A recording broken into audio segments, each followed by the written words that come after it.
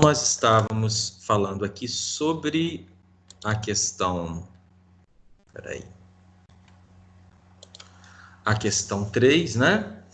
Quando a gente fala sobre a diferença da proposta socialista de Marx e do anarquismo. Então, vocês podem colocar, né, quem não fez, na proposta de Marx existe um Estado, um governo comandado pelo operariado, tá, turma? Já na proposta anarquista, nós não temos aí a organização de um Estado, tá? Porque eles são contra toda e qualquer forma de poder do homem sobre o homem, da sociedade, né, sobre os indivíduos, né? Então, na visão anarquista, o proletariado deveria iniciar a revolução e estabelecer uma sociedade socialista sem qualquer estrutura estatal ou forma de opressão de um indivíduo para com o outro. Vamos para a questão 4 agora. Descreva os fatores que levaram à dissolução das associações internacionais de trabalhadores, primeira e segunda internacional. Quem conseguiu fazer essa?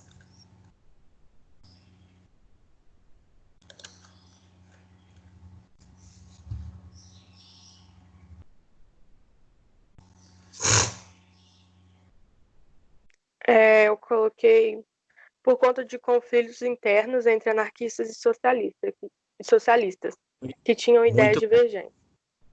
Muito bem. Então, como os anarquistas viam a questão sobre uma ótica e os marxistas também tinham uma outra visão, essas divergências causaram conflitos e o movimento da Internacional não foi à frente, tá? Então, vamos passar para a próxima questão. Vamos lá. Então, agora, a questão 5, né? Leia com atenção o texto e observe as imagens a seguir. Ambos mostram uma visão interessante de como era a sociedade russa antes da Revolução de 1917. Não nos é possível ser instruídos porque não há escolas, e desde a infância devemos trabalhar além de nossas forças por um salário ínfimo, quando desde os 9 anos somos obrigados a ir para a usina. O que nos espera? Nós nos vendemos ao capitalista por um pedaço de pão preto. Guardas nos agridem a socos e cacetadas para nos habituar à dureza do trabalho. Nós nos alimentamos mal. Nós sufocamos com a poeira e o ar viciado, até dormirmos no chão, atormentados pelos vermes, né? Então, isso aí é uma declaração de um operário russo, na obra do de Franzny e da Lara M. Tá? Aqui nós temos imagens bem opostas, um piquenique de verão de uma família da aristocracia russa, né? Aristocracia rural, né? E aqui nós temos esses operários que a gente fala aqui, ó, no texto, né? O relato de um operário. E aí, a pergunta lançada é a seguinte: que aspectos da sociedade russa são apresentados no texto e nas imagens? Tá fácil, né, gente? Essa aí da gente enxergar, né? Comentem aí.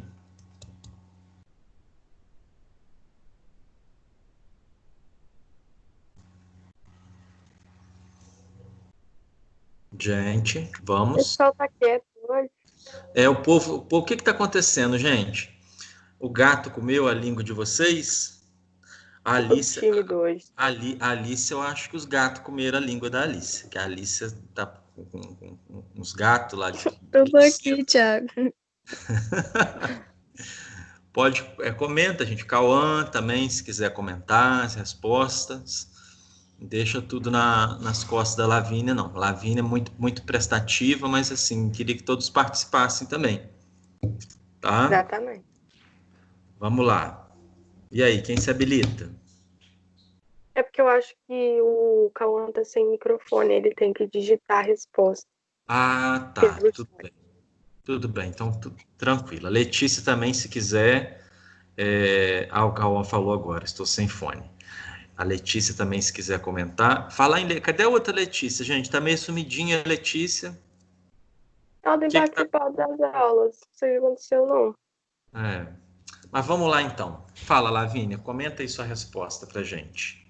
Né?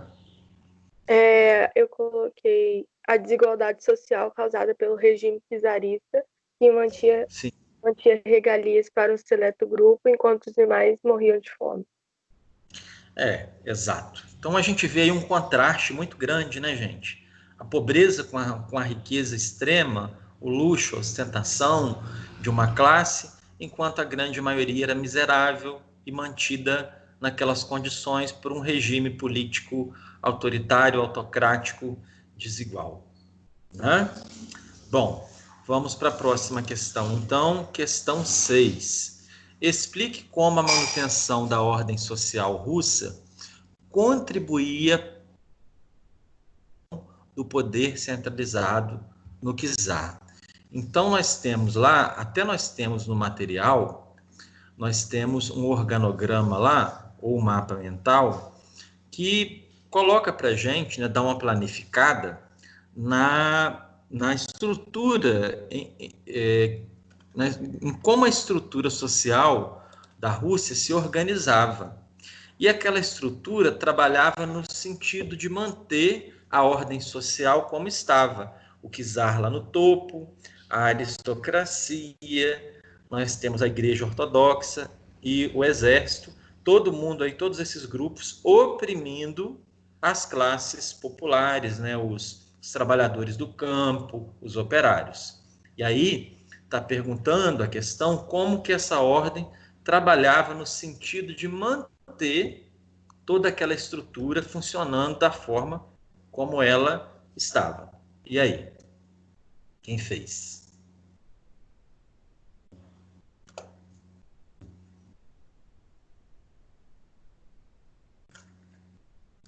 Questão 6. Né?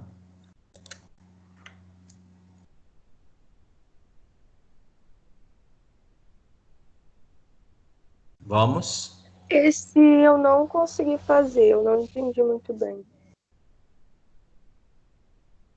Não conseguiu fazer? Bom, gente, tá. Parece que. Estão me ouvindo ainda? Sim, eu tô. Ah, tá. Que deu aqui uma mensagem que a conexão estava ruim. Então, gente, então vamos à resposta então da nossa questão 6, né? Então, a manutenção da ordem, quem quiser copiar aí, onde está, a manutenção da ordem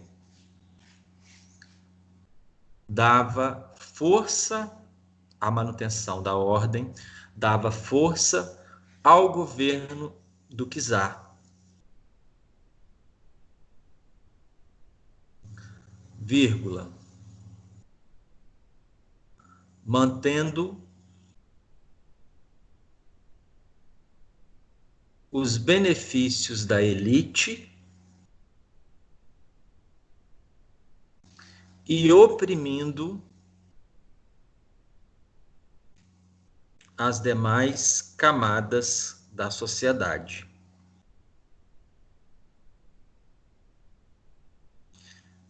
O czar, aí bota o ponto final aí, se vocês quiserem colocar aí entre parênteses, exército e igreja ortodoxa, para marcar aí, para fazer uma observação, é interessante também. Então o czar, ele era soberano, era o imperador, e acreditava-se que o poder dele tinha origem divina. Então, ele tinha dois braços de sustentação do seu poder. De um lado, a Igreja Ortodoxa, do outro, o Exército.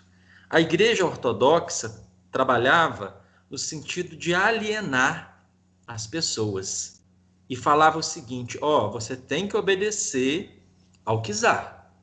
Se você desobedecer às ordens do czar, você vai estar desobedecendo ao próprio Deus. E Deus vai te amaldiçoar e vai te castigar por essa desobediência.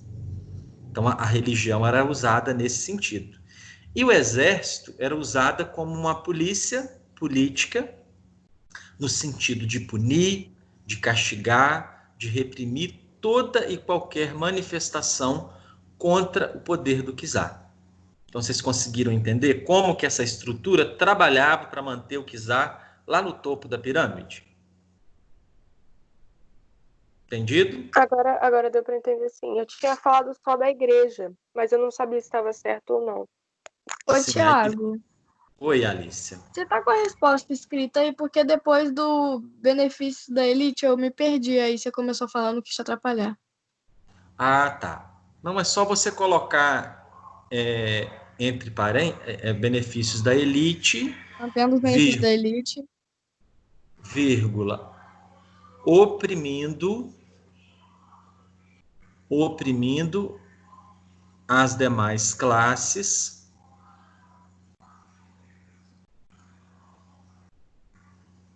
aí pode colocar, utilizando a religião e o exército, tá? Aí a gente fecha a nossa resposta. Tá bom, obrigada.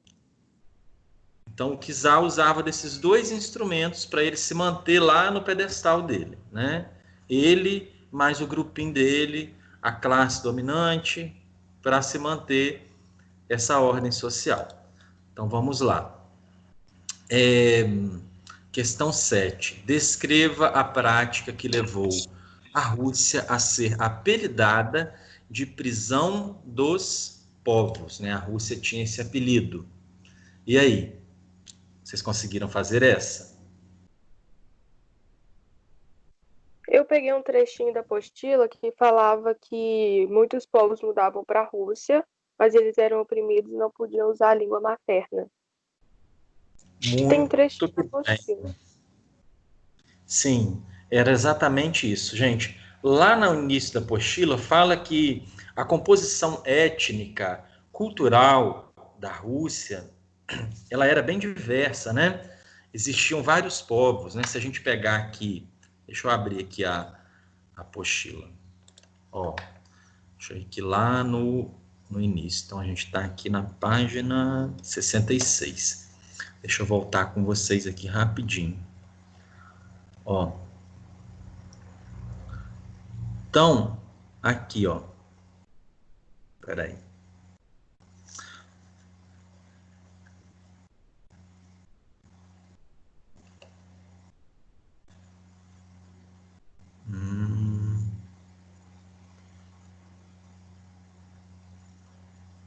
Aqui, ó.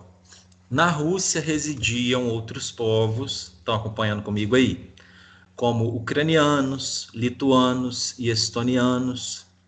Entretanto, viviam sob forte opressão, uma vez que o uso da língua materna era proibido. Então, essas pessoas de outras nacionalidades, de outras etnias, outros grupos étnicos, eram proibidos de falar a sua língua original, a sua língua materna. Por isso, a Rússia foi apelidada de prisão dos povos. Tá bem? Então, vamos voltar lá para a nossa questão. Tá? 8. Explique os fatores que levaram à divisão do Partido Operário Social-Democrata em bolcheviques e mencheviques. Essa aí também é tranquila da gente compreender, né? Por que aconteceu essa divisão? Vamos lá. Comentem aí. Gente, isso é uma questão que cai demais em vestibulares, né, sobre essa divisão do Partido Russo, tá? Eu vou dar um tempinho, porque se algum menino for digitar, porque aí eles conseguem digitar para você. E aí, gente?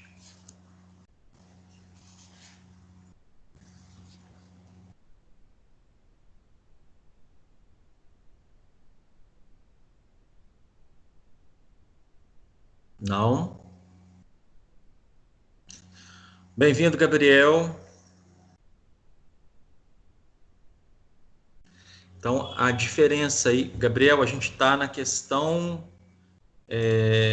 8 da página 66, na nossa correção, tá? Só para você se atualizar aí, tá? Então, se você quiser já aproveitar que você acabou de chegar e já responder essa questão para a gente, que a Lavínia assumiu aqui a correção, está ajudando aqui. Sabe não? Tudo bem. Então, vamos à correção aí. Fala, Lavínia, para a gente. Por que foi dividido o partido em mencheviques e bolcheviques? Né? Qual a diferença? Como que eles acreditavam, né, que a revolução aconteceria? Eu coloquei por causa da divergência das opiniões, que aí eu coloquei que os bolcheviques, eles queriam uma revolução socialista armada, e os mencheviques, eles diziam que a Rússia ainda não estava preparada para uma revolução socialista. Primeiro, eu acho que elas tinham que passar por uma revolução comunista, que eles falavam. Sim. Então, os bolcheviques, que eram a maioria, acreditavam que a revolução seria feita no fight, na porrada, né? Que tinha que ter guerra, que a chapa tinha que esquentar, que o bagulho tinha que ficar doido e o povo tinha que cair na porrada para a revolução acontecer. Já os mencheviques, que eram a minoria, eles acreditavam que a revolução aconteceria por meio de um acordo, do paz e amor entre os donos das fábricas e os operários. Então, ela aconteceria de forma pacífica. Então, a diferença está entre a paz e a guerra. Os mencheviques acreditavam que a revolução aconteceria por meio de um acordo, que os burgueses seriam bonzinhos, iriam aumentar o salário dos trabalhadores, que ia ser assim um mundo cor-de-rosa, né? Tudo muito bonitinho, e que os donos das fábricas são muito bonzinhos, que eles iam diminuir as horas de trabalho, e nisso o mundo ia ficar melhor. Mentira, né, gente? E já os bolcheviques acreditavam que a revolução só aconteceria por meio de uma luta armada. Então, essa é a diferença, tá? Então, Lavínia, você só completa aí na sua resposta a parte dos mencheviques, que eles acreditavam que a revolução aconteceria por meio de um acordo entre os donos das fábricas e os operários. Ok?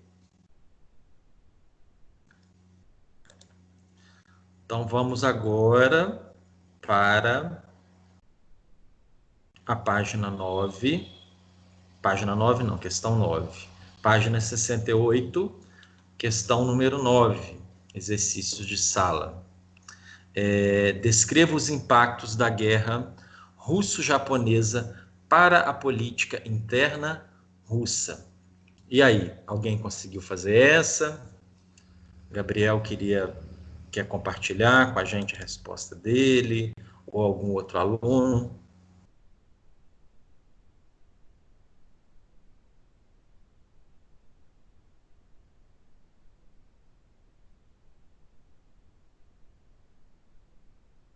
Vamos?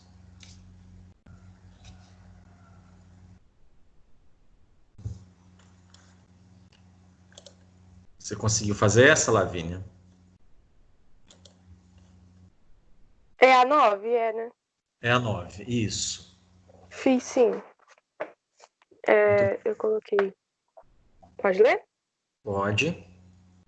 Deixou evidente a incompetência, despreparo do exército e a corrupção administrativa, além do atraso tecnológico do regime czarista. Muito bem.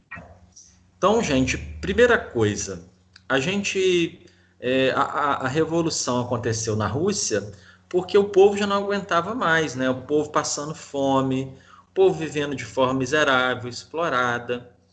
Aí o país, assim, com graves problemas internos, né?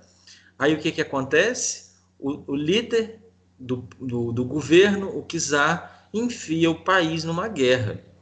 E é o que eu falo sempre com vocês. Qual é o benefício, gente, que o investimento em guerra traz, por exemplo, para acabar com a fome, para melhorar a educação, para melhorar a saúde pública, para melhorar as condições básicas de vida de um povo? E aí, qual é o benefício que uma guerra traz nesse sentido? Traz algum sentido? Nenhum sentido, né? Então, a Rússia cheio de problemas, né? O país todo cagado, todo problemático, com uma população naquelas condições, e o czar vai inventa uma guerra. Gastar o dinheiro que já não tem com coisa que não interessa, né? E fora isso, né, que a Lavínia colocou para a gente aí na resposta, também a corrupção foi uma vergonha, porque a Rússia perdeu, além de gastar dinheiro, a Rússia ainda perde a guerra, né? O que demonstrou assim que para o mundo a incompetência desse governo, tá? Vamos lá agora para a próxima questão, questão 10. Com base na imagem e seus conhecimentos, explique o que foi o Domingo Sangrento e seus reflexos para o governo de Nicolau II. E aí, quem fez essa questão?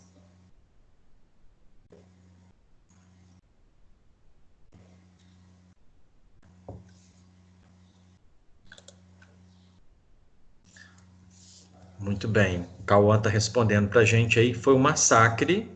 Deixa eu voltar aqui o Domingo Sangrento foi um massacre que aconteceu em 22 de janeiro de 1905, na cidade de São Petersburgo, no Império Russo, onde os manifestantes marcharam pacificamente até o Palácio de Inverno para apresentar uma petição ao czar.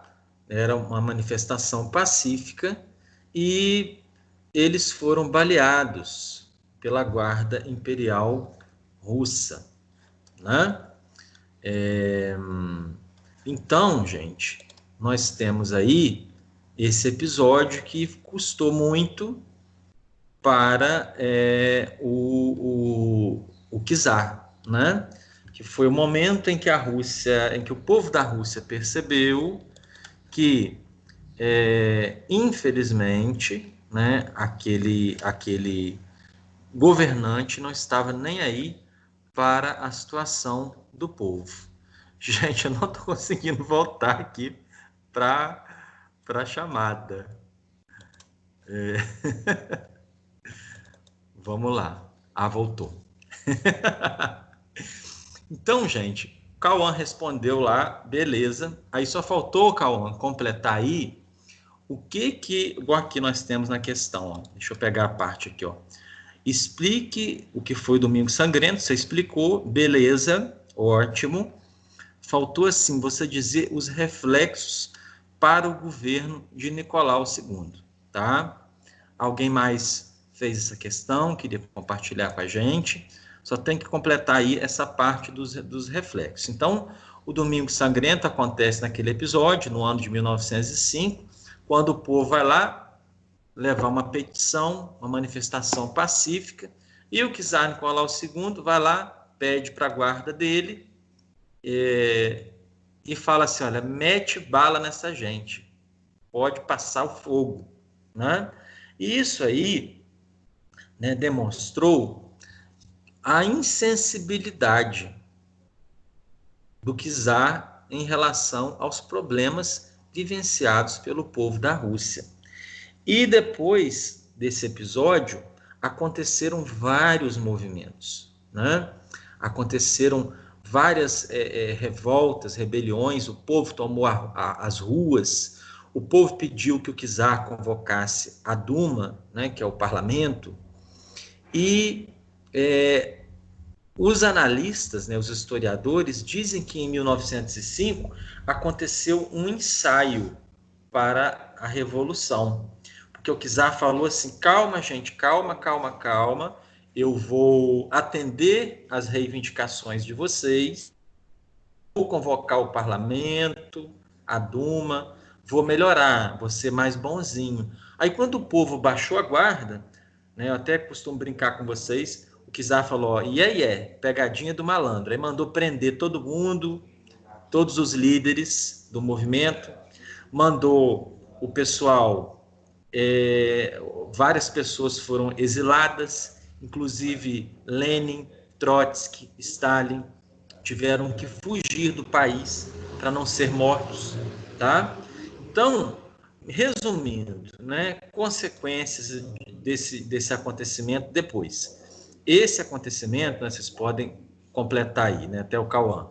Esse acontecimento deu início a um processo, né, ao processo revolucionário, que foi se concretizar em 1917, que foi o momento que o povo tomou consciência, né, da importância de lutar contra aquele governo autoritário, tá? Foi, gente. Então vamos lá. Posso para a próxima? Vamos para 11 agora, ó. Sobre os sovietes, descreva a composição desses grupos, suas formas de atuação e objetivos. Quem quer comentar a resposta dessa questão com a gente?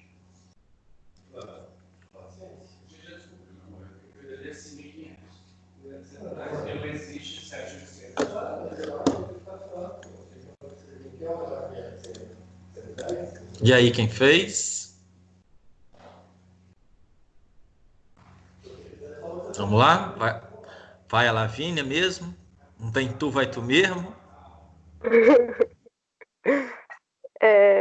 Eu coloquei que eles eram soldados, operários e camponeses que organizavam manifestações, greves e até mesmo terrorismo, e seus objetivos eram criar uma ordem socialista na Rússia.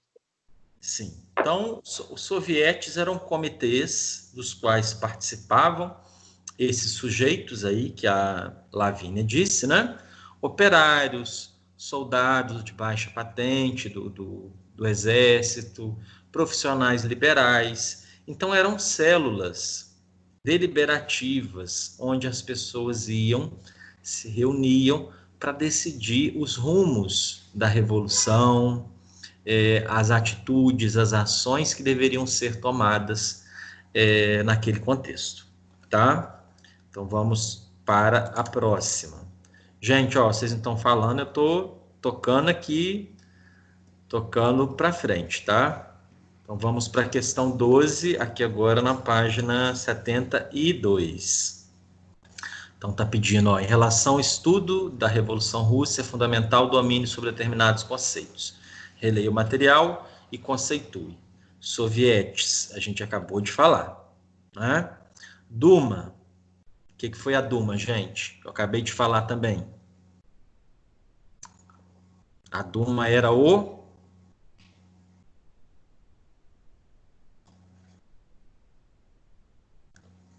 E aí? Ia ser o que ia colocar representantes da população no governo, não é?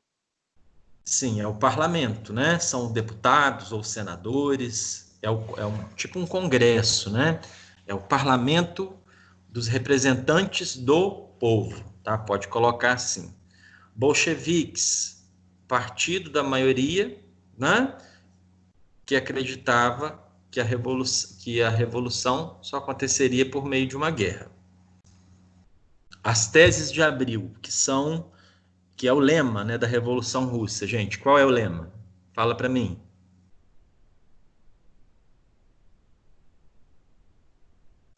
Eu coloquei paz, pão e terra. Paz, pão e terra. A paz, né, que era a retirada imediata da Rússia da Primeira Guerra Mundial. Pão, que se resolvesse o problema do abastecimento, né, a fome que assolava a maioria da população da Rússia.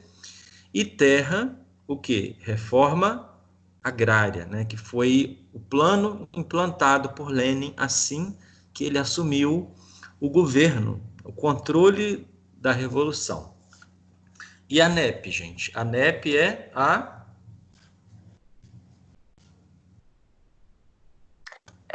a nova política econômica, não é? Nova política econômica elaborada por Lenin, né, para alavancar o crescimento econômico da Rússia.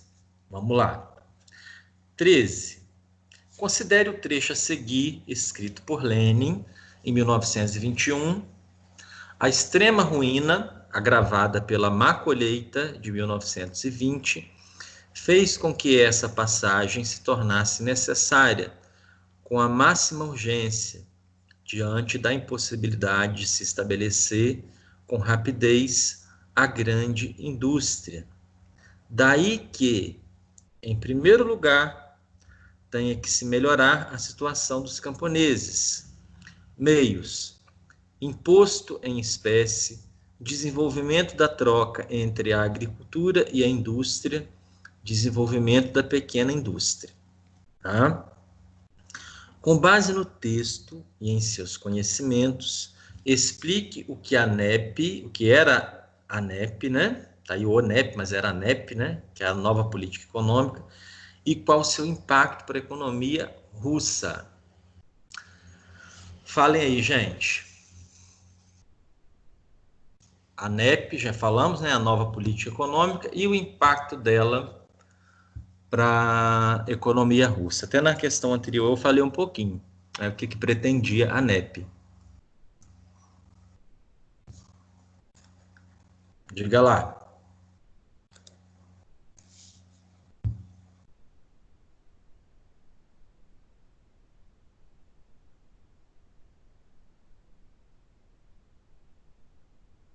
Cri, cri, cri. Só os O povo grilos. tá muito quieto. É. Na aula não era assim. Oi? Na aula não era assim, era um Pois falatório é. que só. Não estou entendendo, né? Estou entendendo esse silêncio, o povo tudo afônico, né?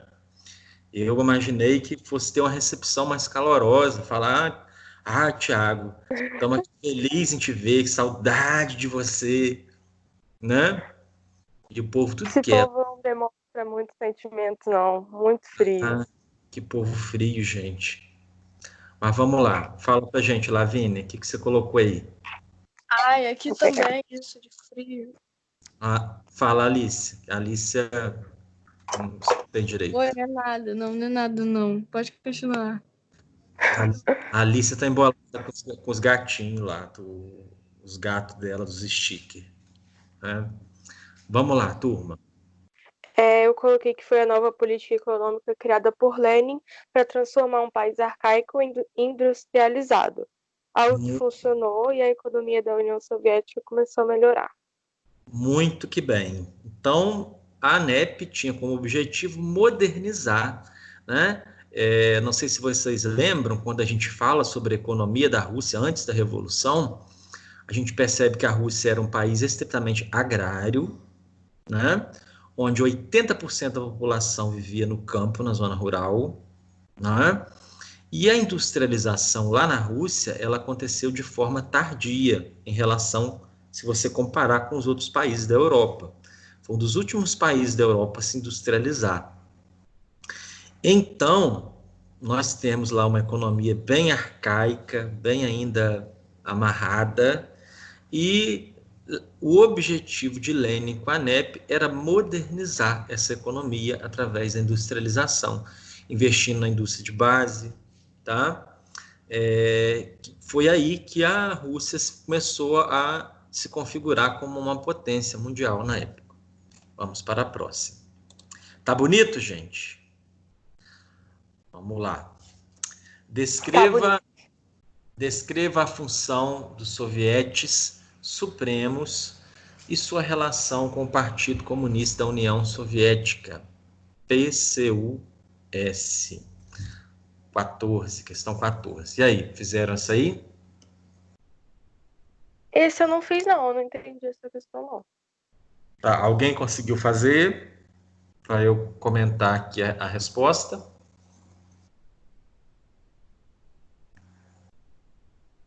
Bom, então, gente, os sovietes supremos, vocês podem colocar aí que eles eram um grupo de representação formado por membros das áreas rurais, urbanas e das repúblicas pertencentes à URSS. Então era como, por exemplo, nós temos lá o nosso Congresso. Vamos pensar, né? No Congresso, o Congresso é composto por quem? Pelos deputados federais e pelos senadores. Cada estado, de acordo com o número de habitantes, elege um certo número de deputados e um certo número de senadores, né? É proporcional à população do país, né? Então, nós tínhamos os sovietes a nível local das cidades e tínhamos o soviete supremo, que era como se fosse um congresso, onde se reuniam os representantes das diversas partes da Rússia, que compunham, na verdade, o governo, tá? E chefiavam o Partido Comunista, tá bem? Então vamos passar para a próxima. Todo mundo acompanhou essa aí? Repetir a resposta, fazendo favor, que é para anotar? Eu parei no formado por. Então vamos lá. Os sovietes supremos eram um grupo de representação formado por membros das áreas rurais, urbanas e das repúblicas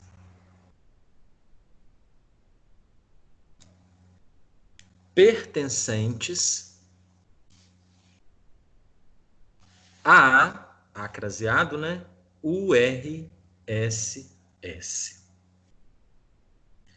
Turma, aí vocês podem colocar aí um ponto e na frente escreve assim, ó, o grupo administrava o governo da Rússia. Tá? Então era o grupo que governava a Rússia. Ok? Foi, Lavínia?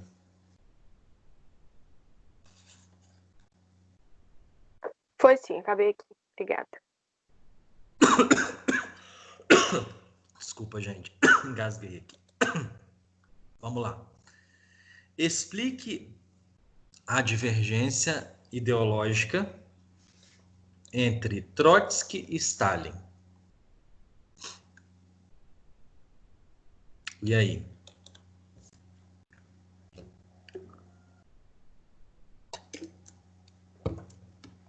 Era uma diferença em relação aos rumos da revolução, né?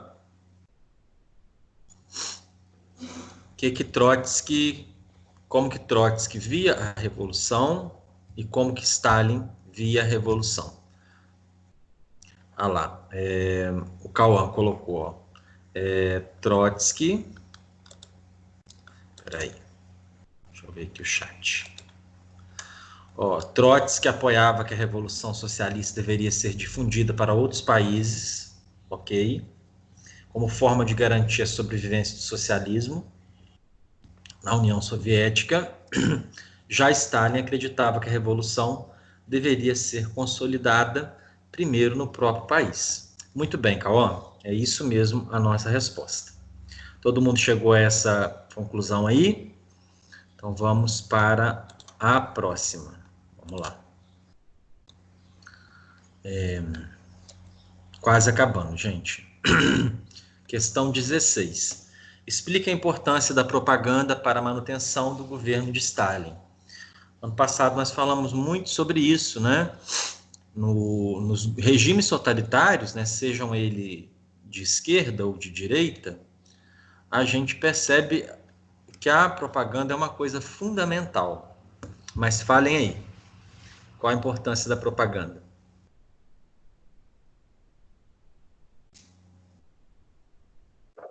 Eu coloquei que pintou uma boa imagem dele para esconder, né, o que ele fazia, a verdadeira forma como ele governava. Que ele só pintava para o povo que ele era outra pessoa. Sim. Tanto Hitler, quanto Mussolini, quanto Stalin, quanto Francisco Franco, quanto Salazar, que a gente estudou todos no ano passado, assim como Getúlio Vargas aqui no Brasil, no Estado Novo. Eram governantes que dispunham muito da propaganda. Inclusive, nós tivemos aqui no governo Vargas, no Estado Novo, o DIP, né, o Departamento de Imprensa e Propaganda, que tinha esse compromisso em vender uma imagem positiva, uma imagem de que aquele governo autoritário, ditatorial, ruim, era um governo bom. E cultivava aquela questão do sentimento do culto ao líder, né? Colocava Stalin lá como o camarada Stalin, como um líder, né, do povo, como uma pessoa boa, e era tudo mentira, né, gente? Uma propaganda furada, né? Vamos para a próxima. 16. Explique os planos quinquenais e seus impactos na economia soviética, da União Soviética. E aí? Quem vai compartilhar com a gente a resposta?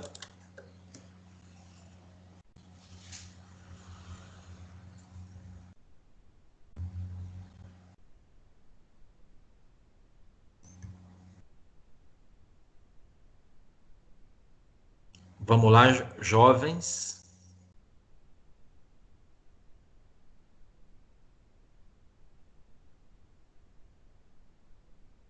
E aí?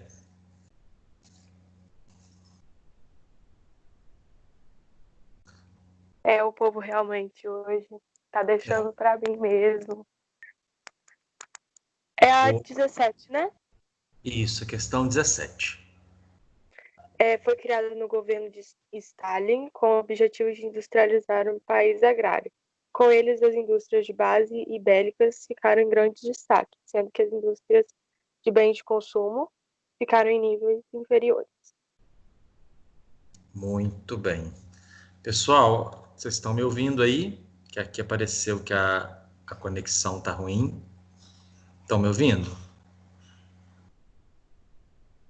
Sim, tá dando para te ouvir e para te ver. Sim. Então vamos lá.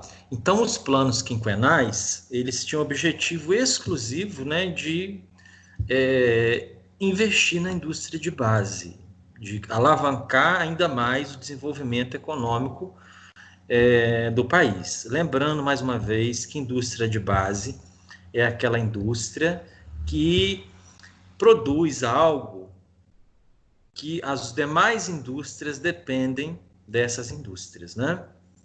Nossa, tá parecendo a Dilma falando, né? Gente, a indústria de base, né? Por exemplo, hidrelétrica. Todas as outras empresas, todas as outras fábricas precisam de energia, né? Uma indústria que produz petróleo, né? Que produz combustível, também é uma indústria de base. Uma metalúrgica, que produz aço, é uma indústria de base. Então, Stalin queria investir nessas áreas para desenvolver o país, né? E os reflexos desses planos quinquenais, né? Nós tivemos um desenvolvimento da economia, né? E em consequência, né, em contrapartida, nós temos aí um período em que a fome aumentou, porque ele focou na indústria de base e enquanto os problemas sociais persistiam ainda no país. Tá? Vamos para a próxima. 18. Leia os fragmentos e responda. Come ananás, mastiga perdiz. Teu dia está prestes, burguês.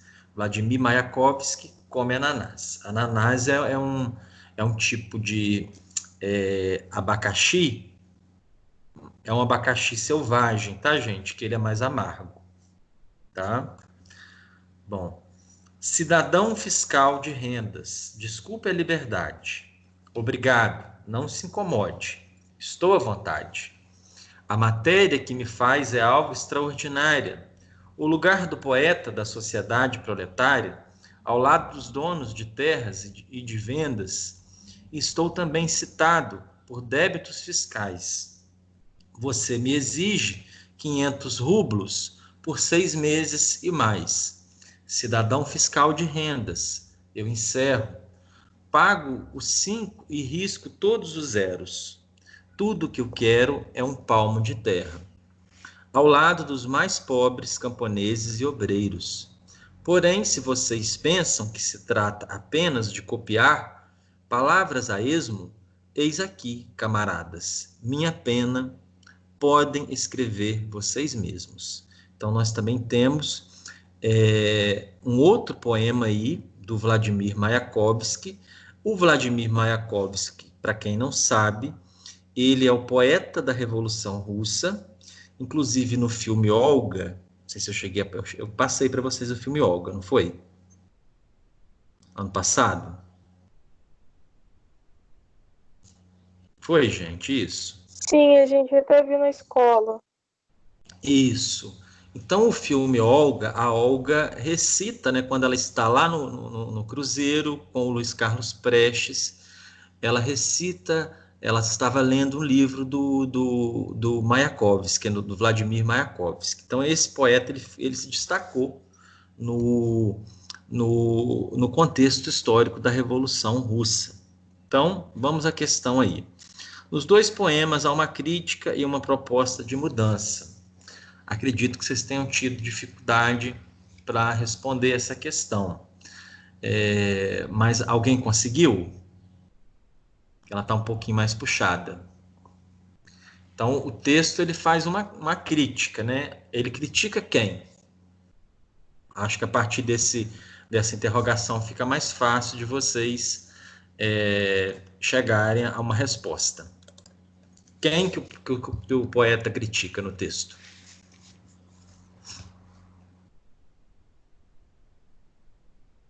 E aí? Esse eu não entendi. Esse eu realmente não consegui fazer. Muito bem. Então, olha só. Em alguns fragmentos do texto, a gente vê que ele faz uma crítica à burguesia e ele evidencia também a necessidade de uma coisa, né? Que eles reclamam. Olha só. Aqui, ó. Tudo que eu quero é um palmo de terra. E se a gente pensar no lema da Revolução Russa, gente, paz, pão e terra.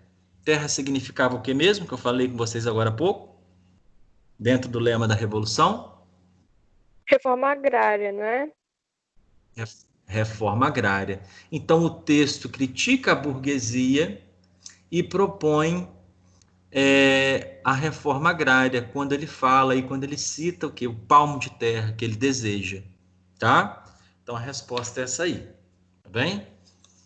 Então, vamos para 19, que é a última questão discursiva, depois a gente passa para as de marcar, e aí já é mais rápido, tá? 19. No cartaz, ao lado, foi usado pela propaganda soviética contra o capitalismo ocidental, durante o período da Guerra Fria. O texto diz na parte superior: 2 infâncias na União Soviética. Crianças são apoiadas pelo amor da nação. Na parte inferior, está escrito: nos países capitalistas, milhões de crianças vivem sem comida ou abrigo. Como o cartaz descreve a sociedade capitalista ocidental? Que é bem assim objetiva aí essa crítica, né? Fica bem visível quando a gente vê na parte de cima as crianças estão fazendo o quê? Hein? Colocou uma sociedade capitalista seria como injusta e sem Sim. sucesso, né? Que teria fome, pobreza. Ali a gente percebe, claro, que as crianças da sociedade capitalista elas estão tendo a infância roubada, que elas estão trabalhando, enquanto na sociedade socialista, né, segundo a propaganda, as crianças estão lá brincando, né, de bola, que era também uma propaganda, né, gente, que a gente não pode dizer que de fato era aquilo ali, porque havia ainda muita desigualdade, né? Então vamos agora para as questões de marcar, né? Então aqui as questões de marcar eu vou um pouquinho mais rápido, porque a gente está quase estourando aí o nosso horário. Então, ó, o depoimento em destaque trata a condição de vida do povo russo durante o Estado czarista. Sobre a condição de vida dos trabalhadores, sua relação com o movimento da Revolução Russa de 1917, podemos afirmar que... Vocês marcaram qual aí? A letra A. Letra A, tá, gente? O gabarito é letra A. As péssimas condições de vida e trabalho foram fatores que contribuíram para o levante e a tomada de poder dos trabalhadores. Vamos para 21. Analise esta imagem e, em seguida, faça o que se pede. A imagem de destaque faz menção ao massacre de 1.000 pessoas durante o protesto contra o governo czarista. Tal massacre ficou conhecido como Domingo Sangrento e contribuiu para a formação de um contexto revolucionário. Uma vez que... Qual a resposta? Vocês marcaram? Eu coloquei a E. Letra E, muito bem. Gerou uma profunda indignação na população russa, fortificando movimentos como os sovietes. 22, né? O texto demonstra que Lenin, no início do século XX, adaptou as ideias de Marx para a situação russa da época. Assim, diferentemente de Marx, Lenin acreditava que... Qual vocês marcaram?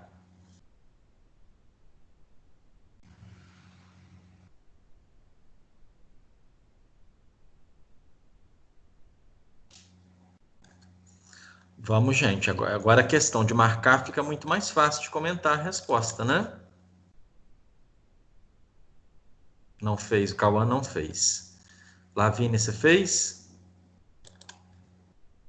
Eu coloquei igual ao do Gabriel. Ele Gabriel, colocou a E. letra E. Então a 22 é a letra D, tá, gente? A Revolução Socialista poderia ocorrer em países atrasados, né? Como aconteceu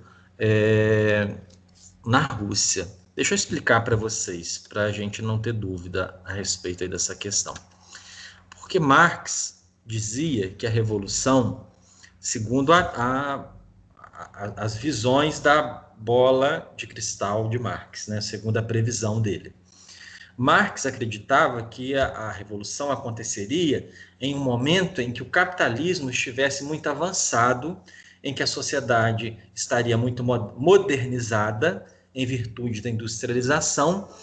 E na Rússia, como eu falei com vocês anteriormente, a revolução industrial lá, a industrialização do país, aconteceu bem depois dos outros países, né? Então, 80% da população vivia no campo à época da revolução.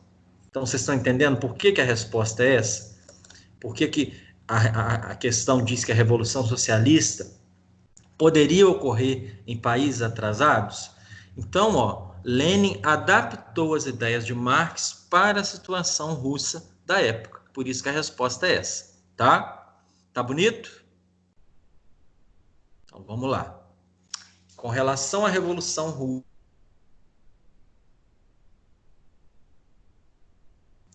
políticos, na construção da União Soviética e outras nações, identificam verdadeira ou falsa as seguintes afirmativas.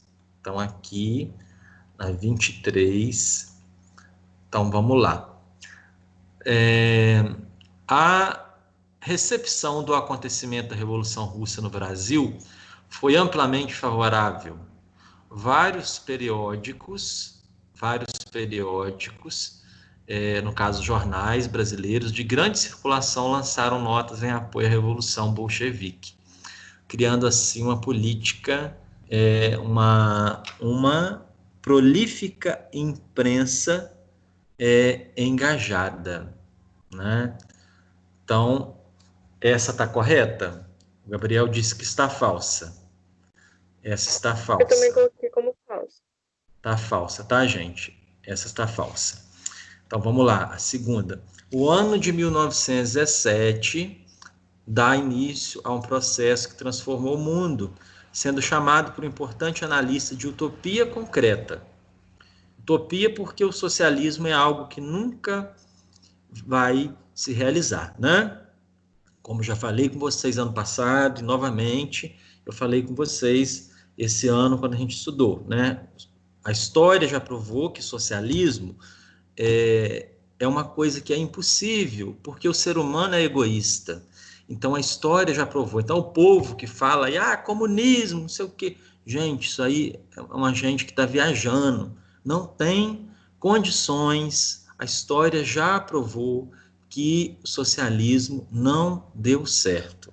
Mas é o que eu falo sempre com vocês. Justiça social é algo possível, né? Então, quando fala em utopia concreta, é porque colocou aquela teoria de Marx na prática. Entretanto, o período que se segue na construção do socialismo histórico apresenta um universo militarizado e autoritário, que é a contradição, né? Que por fim revelou uma longa e trágica história de abusos e violências. Isso está correto, gente? Verdadeiro. Muito bem, Gabriel. Está verdadeira essa. Bom, embora o fim da União Soviética tenha ocorrido após os eventos de 89, com a queda do Muro de Berlim, até dezembro de 91, o golpe de Estado que derrubou Gorbachev, a União Soviética teve outro momento de grande abalo, por volta de 56, quando vieram a público os crimes de Estado de Stalin. Isso está correto? Verdadeiro. Muito bem, Cauã. E, por último, aí nós temos o período que Stalin esteve no controle da União Soviética foi de abertura política, graças à intercessão de Trotsky, que estabeleceu uma rede de contatos com todo mundo. Então, não tem abertura política, né, gente? Tem a ditadura. Então, tá falso, né? Então, a letra B, tá? A resposta. Seguindo agora para 24. Nós temos aí, exemplo dessa radicalidade foi o assassinato de toda a família real. A qual partido o fragmento se refere? Letra B. Muito bem. 25. Observe a imagem. A imagem de 1920 evidencia uma das principais características sociopolíticas da Revolução Russa de 1917. Trata-se de... Então, a 25. Qual a resposta? Letra E. A ascensão dos sovietes com a adoção do lema paz, terra e pão. Muito bem, gente. 26. O texto identifica duas características do processo de constituição da União Soviética. Qual a resposta da 26? Vocês marcaram. Letra D. A aguda centralização do poder nas mãos do partido governante e o restabelecimento temporário de algumas práticas capitalistas, que é a fase de transição que Marx disse, né, que visavam a aceleração do crescimento econômico, como a NEP e depois os planos quinquenais. Tá? 27. O primeiro movimento vitorioso, assim caracterizado, ocorreu na Rússia em 1917. Sobre ele, é correto afirmar marque a afirmativa alternativa correta. Então, a 27, nós temos qual a resposta? Vocês marcaram? Coloquei a D. É a letra C, tá, gente? Os comunistas apoiaram inicialmente o movimento liberal burguês, que teve até o governo de Alexandre Kerensky, que derrubou o czar. Apoiados no poder dos soviéticos, eles conseguiram somente após alguns meses de lutas, né, construir uma revolução socialista vitoriosa. 28, questão do vestibular da PUC, Campinas. Considere a foto abaixo, nós temos as crianças mobilizadas pelo regime, agitam alegremente certificados do governo que deveriam vender para financiar projetos de desenvolvimento durante os anos 30. Uma das características do stalinismo foi a doutrinação ideológica das crianças, desde a mais tenra idade. Durante o período do stalinismo, a que o texto refere, o governo se caracterizou, muito bem, letra E, pelo esmagamento dos sovietes como órgãos de representação operária e pela violenta perseguição dos que esboçavam qualquer oposição ao seu poder. E para a gente fechar, graças ao nosso Senhor Jesus Cristo, amém, aleluia, como é que fala? Amém ou misericórdia, gente? Vamos lá. Sobre a nova política econômica, é correto afirmar que... O que vocês marcaram? Letra B, muito bem. Ela constituiu a manutenção dos elementos econômicos socialistas na organização da economia, como o planejamento e na permissão para o estabelecimento de elementos capitalistas por meio da livre iniciativa de certos setores. Muito bem.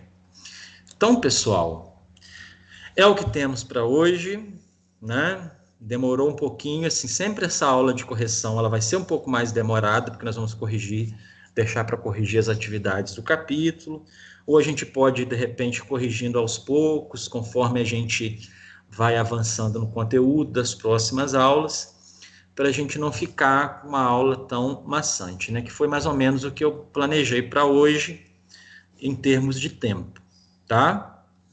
Então é isso, bom falar com vocês, tá? Falem com os demais colegas que a partir da semana que vem, para não faltar a nossa aula, para não perder essa oportunidade de aprendizado, tá? E é isso, tá? Vamos ficando por aqui e até semana que vem, tá? Tchau, tchau. Ninguém vai nem despedir, Tchau. gente? Tchau, eu vou despedir, tava guardando a Tchau. apostila. Até mais. Aí mais tarde eu posto lá o gabarito, tá? Digitado. Tchau, tchau. Tá bom, obrigada. Tchau. Nada. Tchau.